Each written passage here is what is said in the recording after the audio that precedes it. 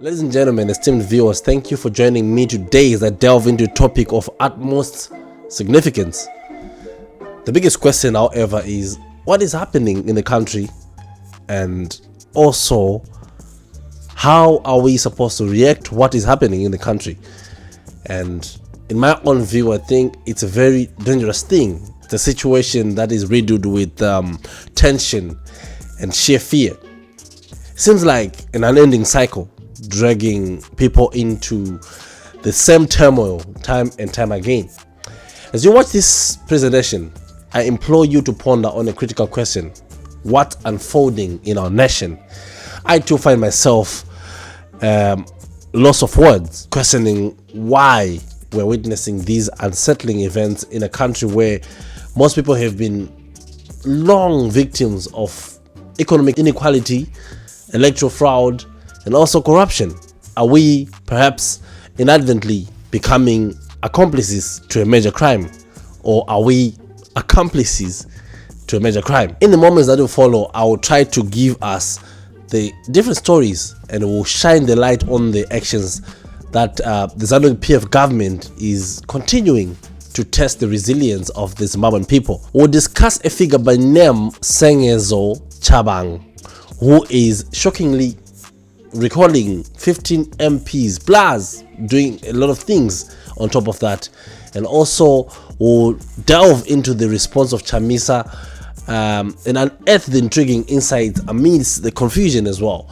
And of course, we cannot overlook the question of whether Tendai Biti has been involved in actions that might be perceived as selling out. These are the pressing matters that demand attention today, but we cannot also forget the fact that it has been said Chamisa has gone to ZANU PF to settle for a deal. So today we're going to delve into what deal that is, to better understand the complexities of the current state of affairs in the country. Let us roll. Wait, before you start, I would like you to like, comment, share your thoughts. Back to the video. So Tshabangu has decided to destroy the party by sending a letter to Jacob Mudenda saying that he is acting in the office of the secretary of the CCC party. Jacob couldn't wait. Actually, speaking of Jacob, just like the one in the Bible, who even stole the birthright of his own brother. Just imagine what he would do if he's handed 15 leaders right into his hands. I don't know, but it's weird. I'd like to show you this video, and I want you to tell me what you think about Tshabangu.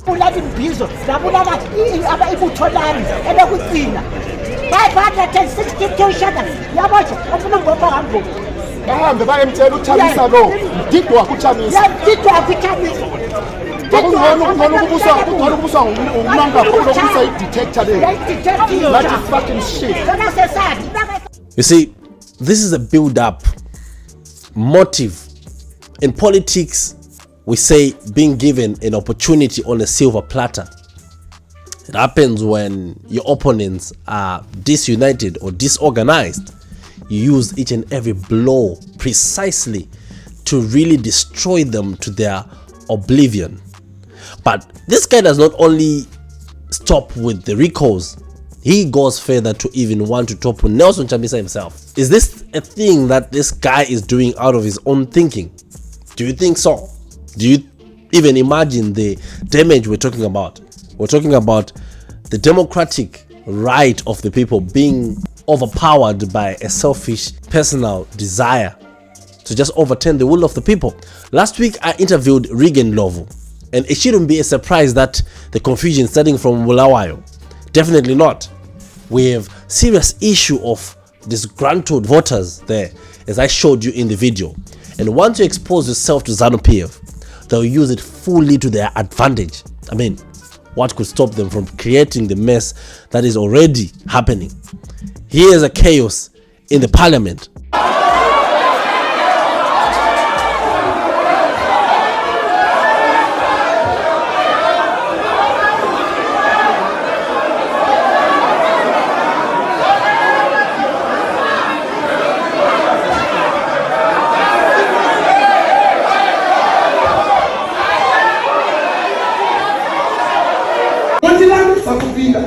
Vana venyu havasonge machikora anofatsa. Vana venyu But you want me to suffer. I'm representing you. I'm representing you. My officer,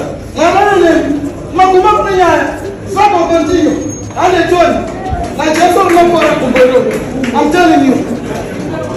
So, I realized that this whole chaos should have where it started. Nelson Chamisa does not believe in structures, because if you give people structures, they tend, actually, if you give Zimbabwean structures, they tend to abuse those structures to gain power or usurp power just to get on top of their leaders. So Nelson Chamisa discovered this problem and he said, no one is getting structures.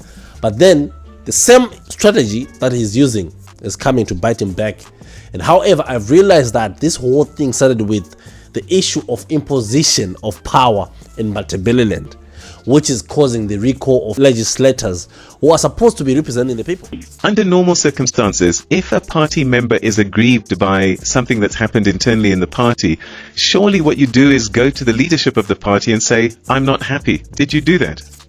There has been a conversation, even way before the election, that we were not comfortable with the processes, with the process that was going to produce the candidate. You recall the president was on the tour right across the country and saying the candidates were going to come from the citizens who will have a consensus.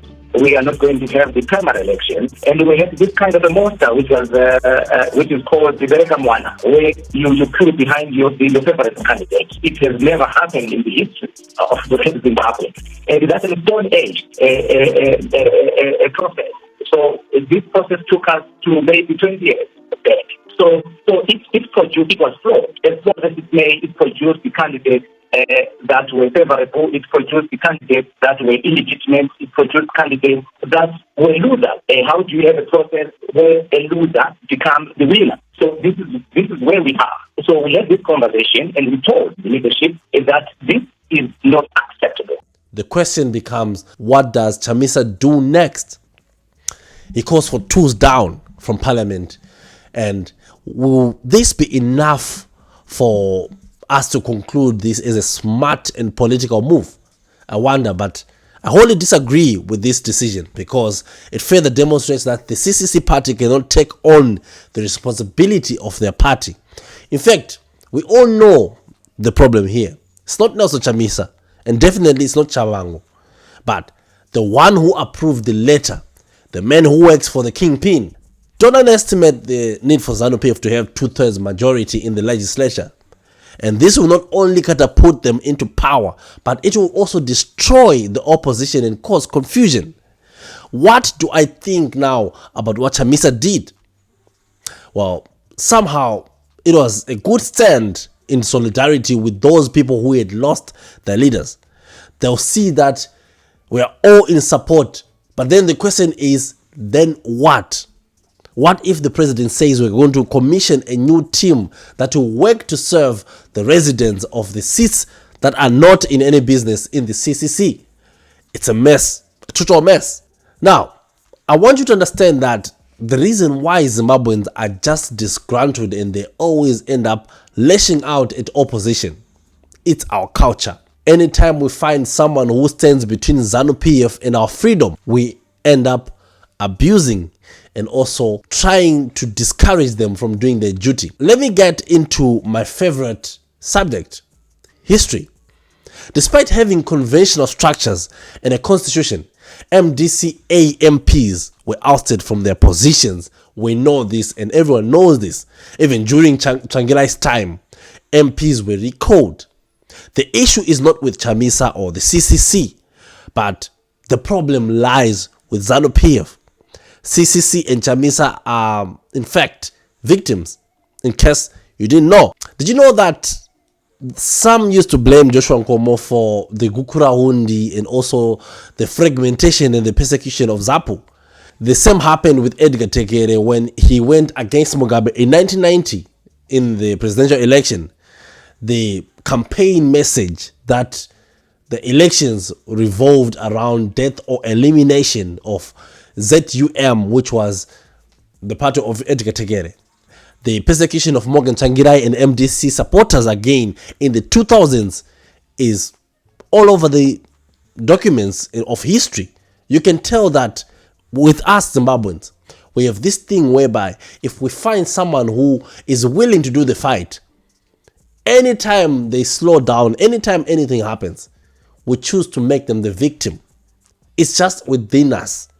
Anytime we have someone who stands for the plight of the poor, anytime we have someone who stands up for the bullies, we end up pointing at them instead of us fixing it. And since everyone knows how to fix Zimbabwe and they want to tell Chamisa how to fix Zimbabwe, why can't they just do it? It's a good question. You get the point? And mind you, Chamisa is well aware of the history of ZANU-PF. Remember, Tekere and Tsvangirai were also charged with treason because of trying to challenge the government. They were all held responsible. The point I'm trying to convey is that it doesn't matter whether ZAPU or MDC or Triple C are a formidable force against ZANU-PF. ZANU-PF will always favor the one-party state. That is what is embedded within their blood. They want a one-party state. Anyone can tell you that history of Nkomo and Tekere and even the GNU that happened in 2008, it is because of how ZANU-PF envisage a nation where there is only one party. The only time ZANU-PF would give you peace is when all the fragmented parties become one, and it will only become ZANU-PF. I can give you history. Nkomo was actually frog jammed, was even lured into this whole deal until ZANU-PF was formed.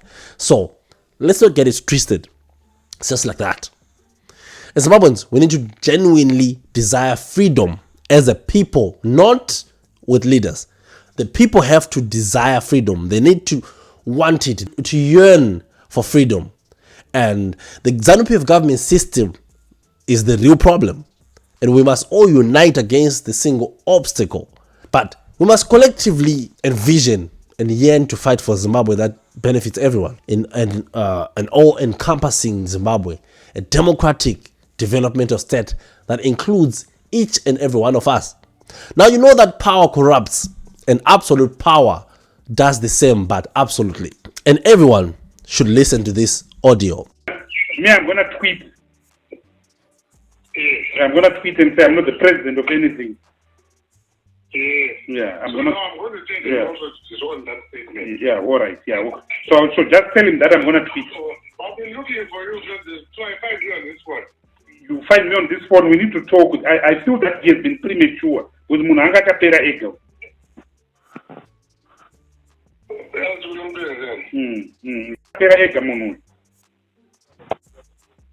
Hello? I want to find out. There's a letter we saw circulating on social media purporting to appoint you as the president of the Triple C. Are you aware of that, and are you part of the parcel of Tshabangu, who has led to the? No. Okay. But do you have any relation with Tshabangu whatsoever? I don't have any, other than that he's a member of the Triple C. I'm not working with him. I'm not involved in this. I don't want to get involved. I'm just. Are you a member of the Triple C yourself? Of course, I'm a member of the Triple C. Okay. And the Tshabangu is still also a member of the Triple C. Shamar, don't ask me what I don't know. My president is Nelson Chamisa. I belong to the party led by Nelson Chamisa. Okay, no, thank you so very much. Okay. Now, can I say something here? At this point, we need to understand that most leaders love democracy when it's working in their favor. They usually love to use the term when they're chosen at the end of the day or the election. A quick question. Would you think if given a chance in ZANU-PF at any Congress, if everyone was offered a chance to become the leader of ZANU-PF, would ED win? It's a good question. And I know you know the drill. We are all forced to choose these leaders from the Congress. So which then means an imposed leader is imposed in political parties' congresses until they're chosen as presidential candidates as well. Now, Tendai Biti is entangled in a very tenacious situation. The audio played is said to be, well, his. And I think the words in it are quite ambiguous to think of it. And you must know that divide and rule is a very useful tactic in this case. ZANU-PF has found a chance to even further divide the CCC. But Biti says he still belongs to the CCC. And he recognizes Nelson Chamisa as his leader. But the biggest question is, would you let someone who has been given the idea of becoming your replacement to just go scot-free? Well, it's Chamisa's choice. But through this, Mutsvangwa has confirmed that Nelson Chamisa has sent his emissaries to have a dialogue. Well, I think it could be a lie for all I care. But if it doesn't involve any damage of property or death, I think it still could be a way to come out of this whole situation we have. But the honest truth is, nothing can work with ZANU inside the parliament. Nothing can work with ZANU inside the presidium, which then means if Chamisa is not going there to talk about the ZANU's exit, it's just going to be the same cycle of integration of small political parties or all political parties into becoming ZANU-PF, because the only offer on the table is not a multi-party state, but a one-party state. As we have explored this complex scenario, we have raised a fundamental question. What is unfolding in our beloved nation? And the challenges of inequality, electoral fraud, and corruption have plagued our people. And now it's a dog-eat-dog. Anyone who gets an opportunity to gain something from someone, the police does not get money from its own coffers. Hence, it goes and takes it in the streets. And then the streets goes on to stress about the inequalities or the lack of financial inclusion. It goes to the citizen. The citizens find any means to survive, thereby bribing the same police that has taken money out of its pocket. So, I don't know what we can do as a country. But at this point in time, we should question ourselves. Are we going to let this all happen without action? It's time for us to think twice. Until next time, my name is Tavada Simon. Don't forget to like, comment, and share this video.